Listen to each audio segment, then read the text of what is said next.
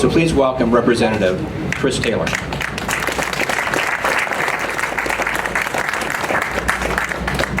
Well, thank you so much, and thank you to you all for being here. I really, really appreciate it, and I'm really honored to stand with the people behind me to address this really serious issue.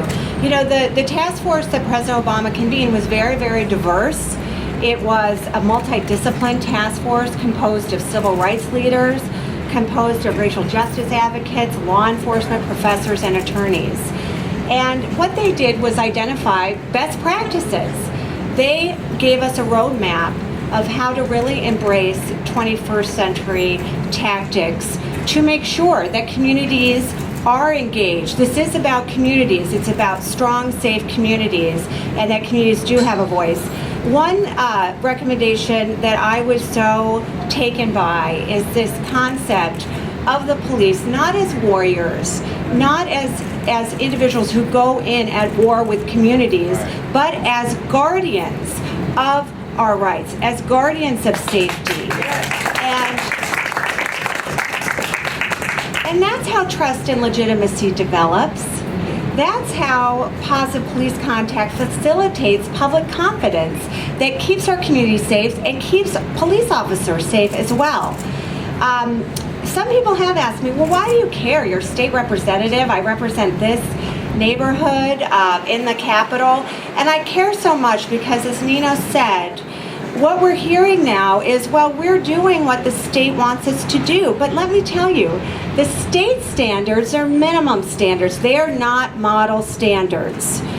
We need, at the state level, you all know, I will do everything I can to get these principles and these concepts set forth in this task force in our state law. But some of you understand it's hard to advance some progressive policies at this point in the state capitol. But we try, and we will try to do this. But Madison and surrounding communities have an opportunity right now, not to say we're going to do the minimum, to say we're going to be leaders. We're going to embrace these recommendations. We're going to be the model, not the minimum. Yeah. And that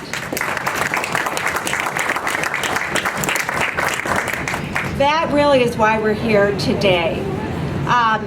To make this shift from police as warriors to police as guardians, many things have to occur. First of all, communities who have been most impacted by this warrior style of policing have to be heard, listened to, included, and collaborated with. That is absolutely essential. There must be an acknowledgement that there has been, the role of policing has played a role in past and present injustices. Yes. That has to be acknowledged before we can move forward.